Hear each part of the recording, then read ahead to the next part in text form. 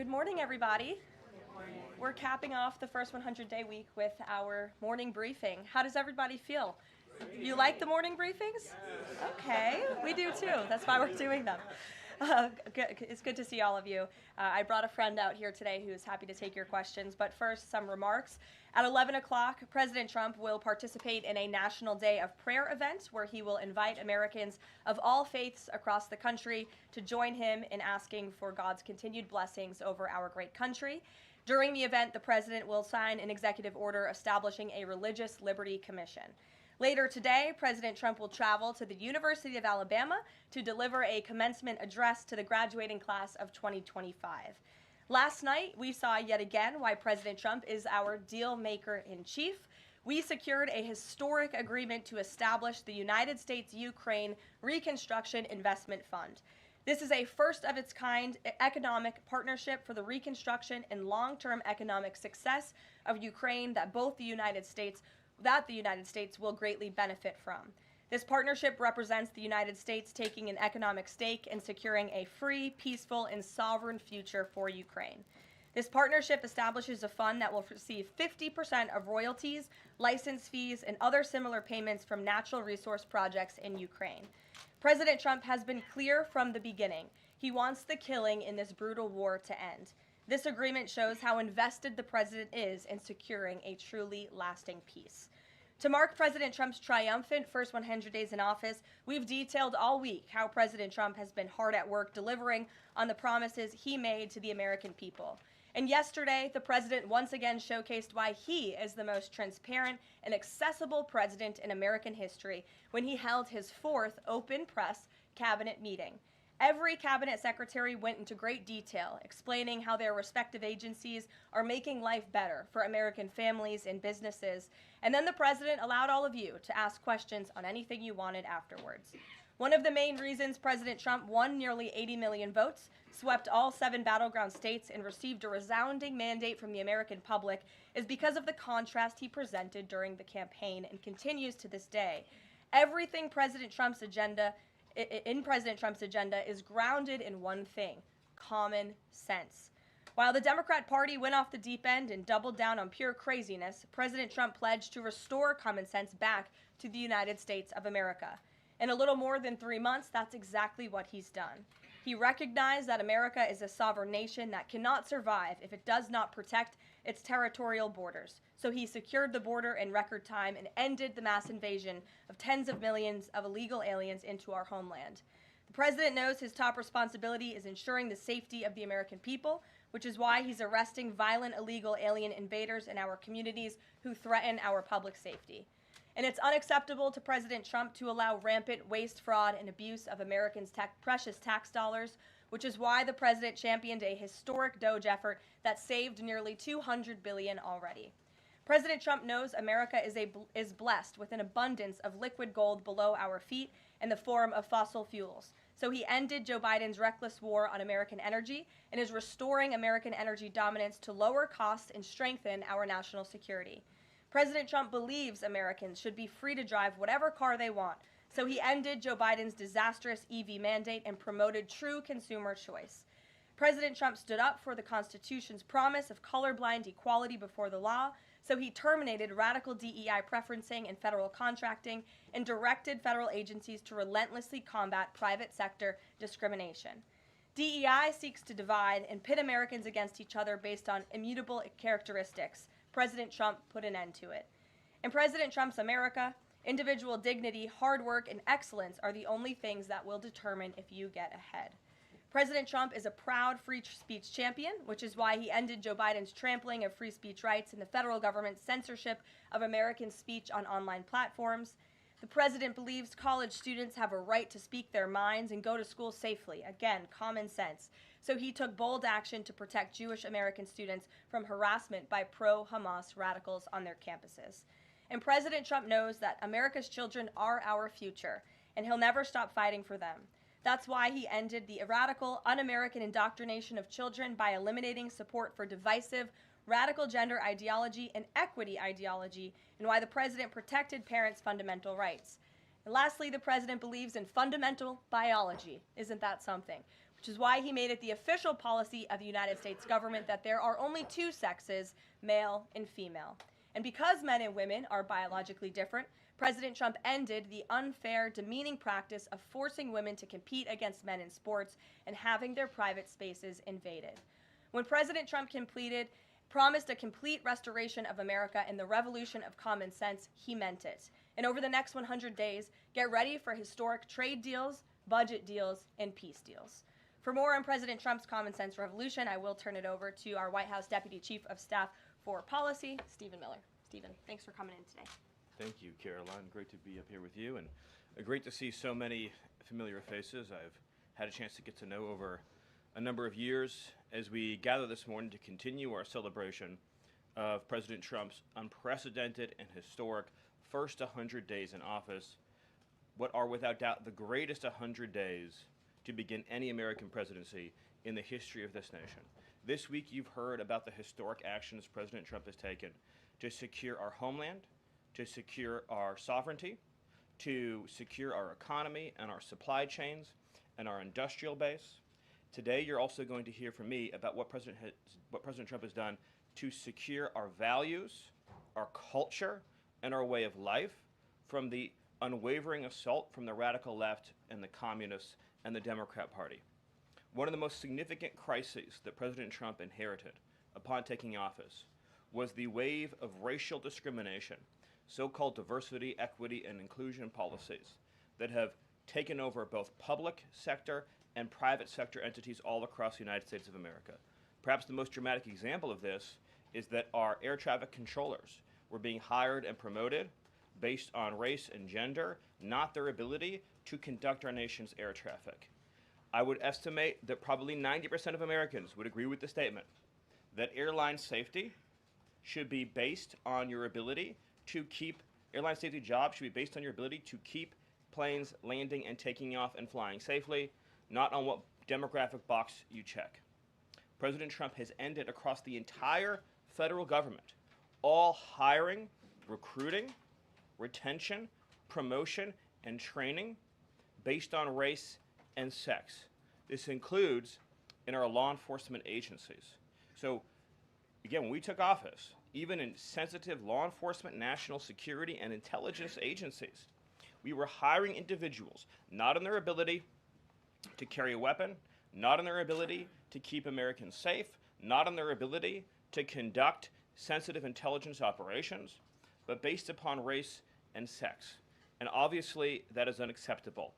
It's going to be merit-based across the whole federal government. But this wasn't just the federal government. This was the private sector, and this was also, of course, our entire university and education system. So President Trump's Department of Justice, working with other departments and agencies, have made clear that this administration is going to fully enforce Title VI, Title VII, and Title IX of our Federal Civil Rights Code. Discrimination based on race and sex is prohibited by law, and this administration will vigorously enforce that. And companies, small or large, that violate plain text of federal statutes will face appropriate financial and other penalties. This administration is not going to let our society devolve into communist, woke, DEI strangulation. We are going to have a system of merit, which is not just a social and cultural issue, it's an economic issue. When you hire, retain, and recruit based on merit, as President Trump has directed, you advance innovation, you advance growth, you advance investment, you advance job creation, you create the best and safest product for all Americans. When a citizen goes to, say, a hospital in a medical emergency, they don't care what race or sex their doctor or their nurse is. They want the best treatment they can get in that emergency. When they're flying a plane or when they're on an aircraft, they want that pilot to be the best pilot, the safest pilot, not caring what that pilot's race or sex is. This applies across the whole government. In particular, looking at our university system, this administration has opened investigations into universities across the country for violating, we talk a lot about Supreme Court rulings, universities across this country are in plain and direct violation of the Supreme Court's ruling that affirmative action, as in racial quotas and set-asides, are illegal. Students must be admitted to universities on a color-blind basis. But we have demonstrated through clear evidence that our university system, including our medical schools, and perhaps particularly our medical schools, are engaging in race-based discrimination, racial set-asides, racial quota schemes, and other efforts to evade the Supreme Court's ruling, and again, the plain text of federal statute. So universities are on notice, and universities are already facing the financial consequences of their noncompliance with federal law. The clearest example that we're all familiar with, of course, being Harvard, which is engaged in repeat, systemic, and sustained violations of federal civil rights law. Another area of civil rights law that we talk about a lot, of course, is Title IX, sex-based discrimination. And this administration ended the Biden administration's policy and the Democrat Party's policy of allowing men into women's sports, men into women's spaces. We are using every single legal and financial tool we have at President Trump's direction to make it clear that schools and universities are and will lose federal funds, as you've seen in Maine, if you allow men to invade women's sports and women's spaces. And this applies to our whole K-12 system. The Department of Justice is also coordinating with state and local law enforcement to fight child abuse in our school systems. It is child abuse to change a child's gender, particularly if you do not inform the parents. In other words, if a 5-year-old or a 6-year-old goes to school, or a 7-year-old goes to school, and the teacher tries to turn the boy into a girl or the girl into a boy, that is child abuse. And this administration is treating that as child abuse. And it is a gross violation of parental rights. This also includes the administration's message to our hospital systems that they cannot and will not be allowed to use taxpayer dollars to perform chemical castrations and sexual mutilations of children. Castration surgeries, castration drugs, sterilization treatments of children are barbaric. They violate all sound medical ethics. They are completely unwarranted. They harm children for life irreversibly. It is child torture. It is child abuse. It is medical malpractice. And so the Department of Health and Human Services, under the leadership of Bobby Kennedy, as well as the Department of Justice and other departments of this government, are making clear to our medical providers and our hospital systems that you cannot use taxpayer dollars to perform these barbaric procedures on America's children. And HHS has systematically eliminated all of the junk, fake science that was produced under the Biden administration promoting sex changes on children, promoting the idea of sterilizing children. That's been cleaned out, that's been removed, and new guidance is being issued to doctors and hospitals advising them that they cannot perform these horrifying procedures, these irreversible procedures on our nation's children. We are also making clear in our prison system, male prisoners will not be allowed into women's prisons. The Biden administration promoted prison rape by putting men into female prisons. That is obviously insane, cruel, and unacceptable. And even though the Democrat Party and Hakeem Jeffries and the Democrat media continue to fight to put men into women's prisons, this administration will not allow that. And will not allow men, as well, in our K-12 system, into women's private spaces and restrooms.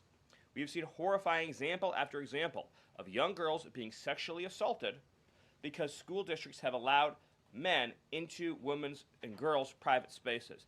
This administration, President Trump, is at the forefront of protecting women and protecting girls. And nowhere is that clearer than when we are talking about fighting radical gender ideology.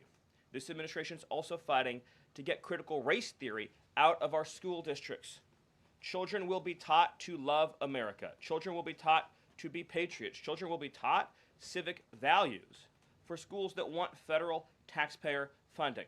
So as we close the Department of Education and we provide funding to states, we are going to make sure that these funds are not being used to promote communist ideology. For any nation to be successful, it cannot teach its children to hate themselves and to hate their country.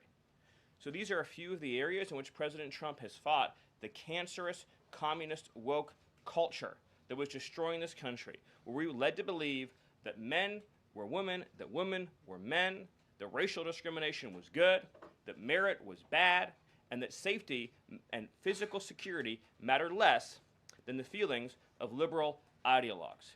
The president has also fought to return the Department of Justice to its core mission of protecting public safety and locking up violent criminals, instead of using the Department of Justice to target conservatives, to target Christians, to target people of faith. The last administration cruelly and shamefully used the power of the Justice Department to go after law-abiding Americans, in particular Trump supporters, conservatives, and Christians. That persecution has ended.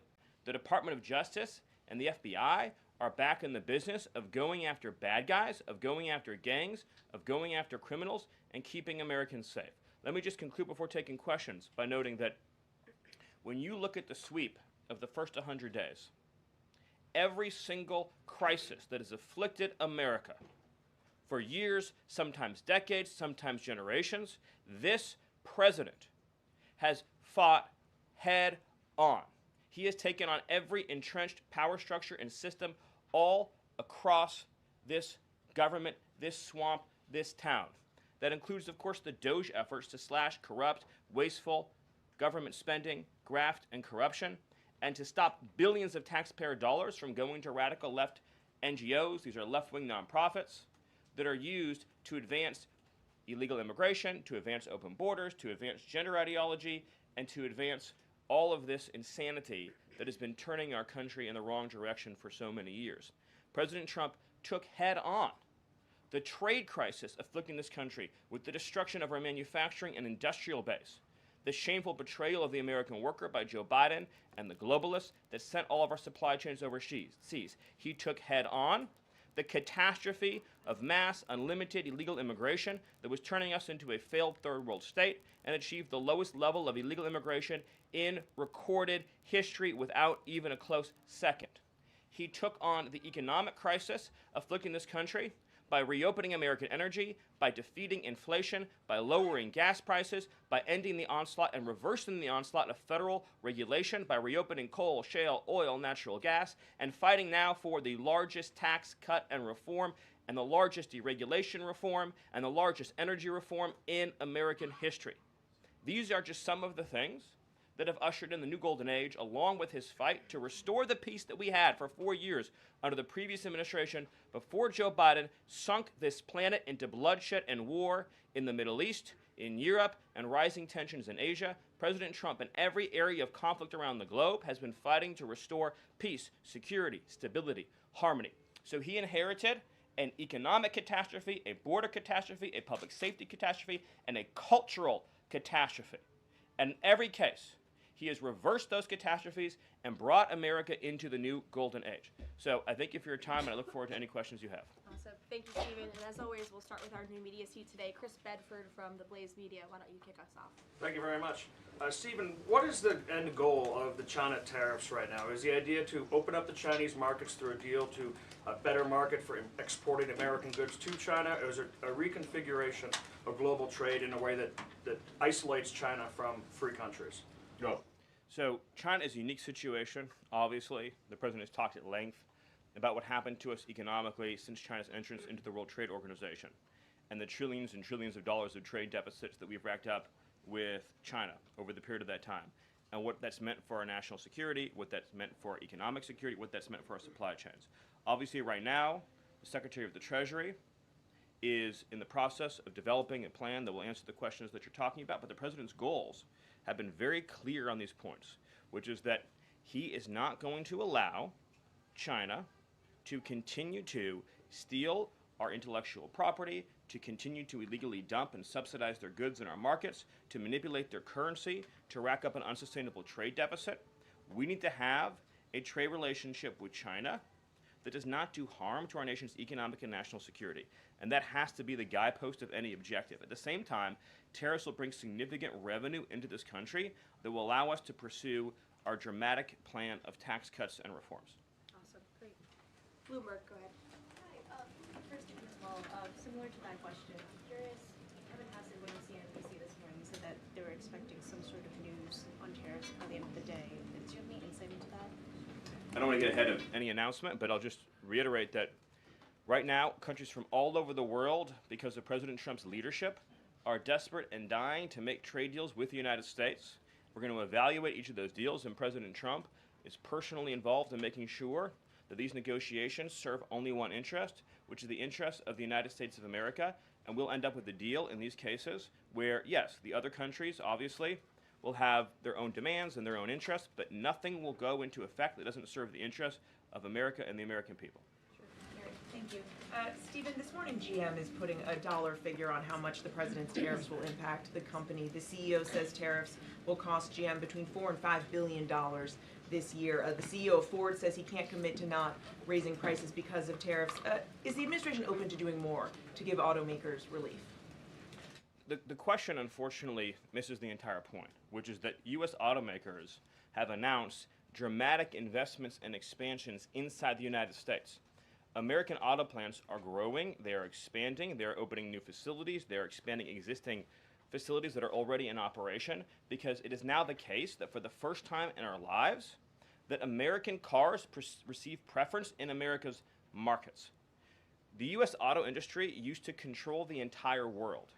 I believe the number during the heyday was that 70% of all cars in the world were made in Michigan.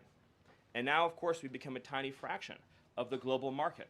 And the reason for that is because the United States opened its markets to every single foreign cheater and every single foreign nation that subsidized its goods on the face of the earth, and their markets have been closed to ours. Japan closed their market to our cars, the entire EU closed their market to our cars, South Korea closed their market to our cars. All of the countries I just mentioned have tens of billions of dollars of annual trade deficits in automobiles with the United States. These are supposedly pure nations, nations that have at least a somewhat equivalent per capita GDP.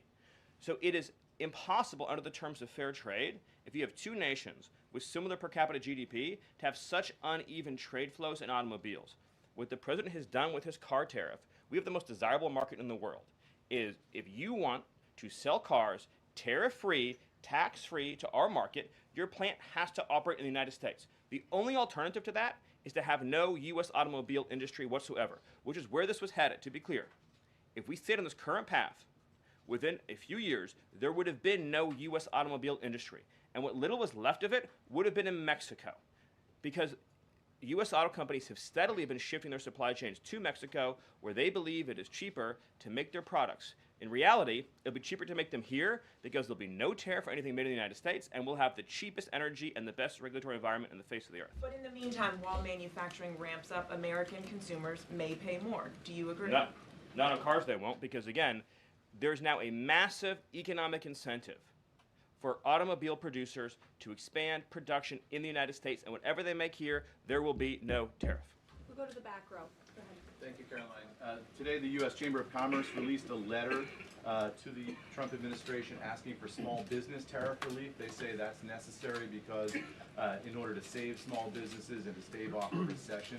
Stephen, is the administration considering small business tariff relief? The relief for small businesses is going to come in the form of the largest tax cut in American history. A tax cut, by the way, that every single Democrat is planning to vote against. They're voting for a tax hike on every middle-class family of about $4,000. The president has made clear that there will be 100% expensing for investment in the United States.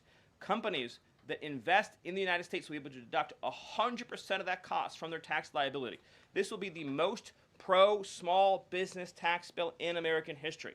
And at the same time, this is what you have to understand about the plan, is as they're able to do that, as they're able to reshore those supply chains, that also means they'll pay no tariff. So you'll have the lowest tax environment and there'll be no tariff because their production and supply chains will be in the United States. So that's a no on tariff relief for small businesses in the short term? It's a yes on tax relief for small businesses. And again, you only pay the tariff for products that are made outside the United States. Edward. Yeah, thanks.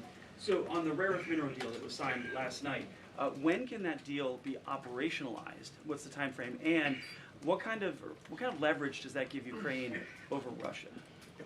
I think the more important point about the Ukraine deal, and I would hopefully have an update for you soon on how quickly it can be operationalized, but we'll be moving at full speed, not only on that mineral deal, by the way, but on every mineral deal that this president has been unleashing. So we're opening up mines all across this country. We're also pursuing energy and mineral deals all over the world. Since the president issued his executive order also on deregulating coal, We've seen dramatic coal production increases already in the United States. So we're taking advantage of the trillions of dollars in coal wealth and mineral wealth that exists in the United States. We're a very mineral-rich country. But with respect to that deal, we'll move it and operationalize it as fast as we possibly can. But it's meant to pay back the United States, this is the key point, for the hundreds of billions of dollars that our taxpayers have spent subsidizing the war in Ukraine. So it is repayment to the United States, and that's one of the most important points to understand about it. What's the leverage? Does it give? What kind of leverage does it give? The president's goal, again, is to end the killing, to achieve a peace settlement. That remains, of course, the overriding objective. Thank you so much, Caroline. Thank you, Stephen. for Thank being you. here.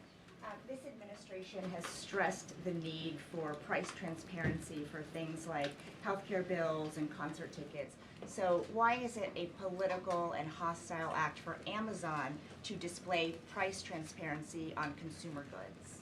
Well, I think it's the wrong way of looking at it, which is why would, first of all, that proposal is gone now, but why would Amazon, of all the different things that go into a theoretical price input, right? For example, does Amazon list the cost of California's regulations on everything made in California? Anything you make in California, you have a massive price increase because of the healthcare regulations that are unworkable in that state, because of the labor regulations that are unworkable in that state, because of the subsidies that go to illegal aliens in that state, because of all the bureaucracy. So anything being produced in California has a massive built-in price hike. So why wouldn't Amazon have a list saying if you purchase it in California instead of in Alabama, this is the premium that you pay? That you pay. This was a clear attempt by whoever proposed it originally, I don't know, because Amazon says they were never going to do it, to try to undermine our trade negotiations with China. I'll make another important point on this, which is that there's been many complaints about the fact that there are a lot of products that are sold on Amazon that are actually rip-offs of American products that are then stolen by China, and then they take our IP and they put them into products to try to undersell our manufacturers. So to the extent that we are engaged in labeling issues on Amazon, I would say that would be the most significant one to fix, is making sure we're not undercutting American consumers. And then one on Abrego Garcia, please. The administration is reportedly inquiring about his return. Is that to check a box for compliance, or does President Trump want him back on U.S. soil, or both? So, as Secretary Rubio said yesterday in the cabinet meeting, this administration is not going to publicly discuss the inside details of our foreign policy and negotiations with a foreign country. And in particular, we are not going to allow a district court judge to try to become the Secretary of State. Secretary Rubio is the one who, under his leadership and direction at the State Department, is managing the day-to-day relationship with El Salvador.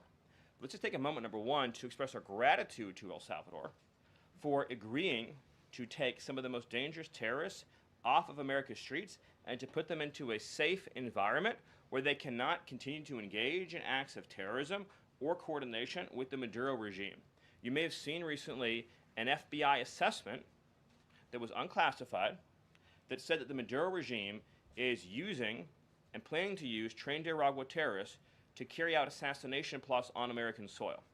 Now, very few in this room covered that. I'll let you all ask yourselves why you didn't cover it and why your editors didn't assign that story to you. Something I think you should think about on your own. But this is a earth-shattering piece of news. The Biden administration imported the terrorist army that our own FBI assesses is planning assassination strikes on American soil against critics of the Maduro regime. Those are the terrorists that President Trump is finding and apprehending that our Democrat judges and Democrat activists are trying to keep on U.S. soil. Trinidad has the same legal status as Al-Qaeda and ISIS. MS-13 has the same legal status as Al-Qaeda and ISIS. These are foreign terrorists operating on our soil. And our gratitude to El Salvador for agreeing to take custody of these terrorists is immense. With respect to the case that you mentioned, there's now even been more evidence that has been made public of this person's violent, repeated threats and assaults against his spouse, someone who had repeated, documented human trafficking and human smuggling offenses. Somebody that has extensively documented membership in MS-13, a terrorist organization, and of course he had MS-13 tattooed on his knuckles. This is a person that was a clear and present danger to the safety of the American people. And it is a sad reflection on the state of our media and many of the outlets represented in this room that you obsessively try to shill for this MS-13 terrorist, well, no coverage occurred in your papers about any of the Americans that were raped and tortured and murdered by the illegals that Biden was importing into our country. You know, you talk about due process. The Biden administration made the decision to give extensive due process to 2 trained Nicaragua terrorists that were apprehended at the border just a couple years ago. They were 2 gentlemen. They were from Venezuela. They were members of trained Nicaragua. The Biden administration Border Patrol apprehended them and made the decision to provide them with extensive due process, put them onto a program known as supervised release, and put them on ankle monitors so that they could go through a lengthy legal judicial determination as to whether these legal aliens who had just set foot on U.S. soil might want to live in the United States for the rest of their lives. What was the result of that decision? What was the result of that choice that was made? Those 2 men kidnapped a young girl named Jocelyn Ungary from her family.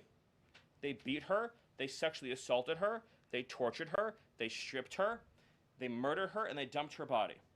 That is what the Biden administration's policy was. Most of your papers never covered her story when it happened. To the extent that you covered it at all, it was because President Trump forced you to cover it by highlighting it repeatedly over and over again. He had to shame you into covering it. And each and every one of you that sides over and over again with these MS-13 terrorists, to the extent that you have the financial means to do so, you all choose to live in condos or homes or houses as far away from these kinds of gangbangers as you possibly can. If I offered any one of you a rent-free home with no taxes to pay in any of these gang neighborhoods, and I said your neighbors are MS-13 terrorists or Mexican mafia or Sinaloa cartel or trained Nicaragua, I couldn't pay you to live there. But yet you, with your coverage, are trying to force innocent Americans to have these people as their neighbors, and that one day their daughter may be abducted from their home and raped and murdered. So you're not going to get an ounce of sympathy from this administration or President Trump for the terrorists who've invaded our homes and our country. Awesome. Thank you. Peter, we'll take a couple more questions. A couple questions on Doge, of course, because that's the topic that you're here to speak about. But I want to ask you one other question about the topic of prices. We heard from the president on this just yesterday, right now, on prices and the risk that there could be some short-term, as he said, shortages. He was referring specifically to dolls. What do you tell Americans right now, Stephen, who say they can't afford to, in the president's words, be patient? Americans who voted for President Trump on his promise that he would lower prices across the board on day one. But he did lower prices across the board on day one. Well, grocery prices last month went up 0.4%, of course. So I mean, just across the board, not exclusively eggs. Inflation, as you would acknowledge, is down substantially. Gas prices are down substantially. The new GDP report showed a 22% record increase in investment in the United States of America. So all of the, and don't even, egg prices, of course, which was all you guys talked about for a few days, I think are down like 80%. The reality is that we can either surrender economically to China, or we can reclaim and reshore our manufacturing base and our industrial needs. And it's not just China. In the event of any national emergency, this is the president's first duty as commander-in-chief. In the event of any national emergency, we cannot be reliant on foreign countries for steel, aluminum, energy, technology, any of the essential components that we need to keep this country running. He is fulfilling his duty as commander-in-chief that every president before him had failed to fulfill or even actively betrayed. And despite inheriting all of this, as I mentioned, inflation down, jobs up, and particularly, by the way, jobs for American workers. So for the first time, you look at these jobs reports, the government workers are going down, which artificially, of course, increased previous job totals. The employment of non-citizens is going down. The employment of American citizens is exploding. Remember, all the job gains during the Biden administration, so-called gains, on net were for foreign workers. So if you look at the stock of American workers over his whole administration, they lost jobs on net. So if you're an American worker, you lived through 4 years of a Biden depression. That was the economic reality that now that President Trump is rescuing. And again, if you make your product in America, there's no tariff. And as we develop advanced manufacturing techniques, increased AI, increased robotics. It'll be cheaper and cheaper and cheaper to manufacture in America. But to be clear, you said that prices have gone down across the board. The president himself acknowledged that on toys you may end up paying, on dolls he was referring to, you may end up paying a little bit more right now. So in terms of he was making the point that I think almost every American consumer agrees with. If they had a choice between and I'm a parent of young children, you had a choice between a doll from China that might have, say, lead paint in it, that is not as well constructed as a doll made in America that has a higher environmental and regulatory standard and that is made to a higher degree of quality. And those two products are both on Amazon, that yes, you probably would be willing to pay more for a better made American product, but here's the key point. With the tax cuts, the regulation cuts, the energy price decrease, and everything else that President Trump is doing to unleash this era of American prosperity and prevent the road we were on to get off that road of financial ruin and doom, means that it will be cheaper than ever to make and manufacture in America. I think that answers your question. So I'm going to one more. Stephen, can I just... Can I ask the Doge question? Can I ask about Doge? There's so much interest this morning. Peter, we just gave you 2 questions. Brian, go ahead. Doge, but I'll wait. Thank you.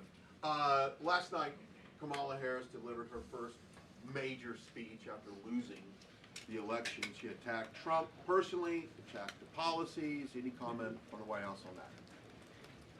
Well, I think it was a great reminder to the American people of just how blessed we all are that the leader sitting in the Oval Office today is President Donald Trump and not President Kamala Harris. It was a helpful reminder of just what a travesty and a tragedy that would have been. It would have been the end of America. And it gives me a chance to bring this whole thing home. If we continued on this road of radical regulation, choking off American energy, sending our supply chains to foreign countries, taxing our economy to death, pushing this cancerous woke ideology on our children, ending merit, ending scientific innovation, ending public safety, allowing, everyone goes to the stores these days, everything's locked up, criminals roam free, law-abiding citizens under the previous administration were punished while gangbangers were given red carpet treatment. Democrats, of course, are still giving gangbangers red carpet treatment. And then the border invasion. If those policies had continued, it would have been the end of the American Republic. And the only thing Americans want to hear from Kamala Harris is an apology for joining Joe Biden, and remember, she was the border czar, joining Joe Biden in aiding and abetting the invasion of our country. And we're never going to stop talking about this, because what they did to this country is unforgivable. It is an eternal stain on the Democrat Party. Every day we read another story. Every day we arrest another alien they let into this country who raped a child, who beat a woman within an inch of her life, who murdered a mom, who murdered a dad, who trafficked drugs into this country, who trafficked fentanyl into this country, who are responsible for dead and slaughtered Americans. And I don't know what's broken in the Washington press corps, that none of that moves them emotionally.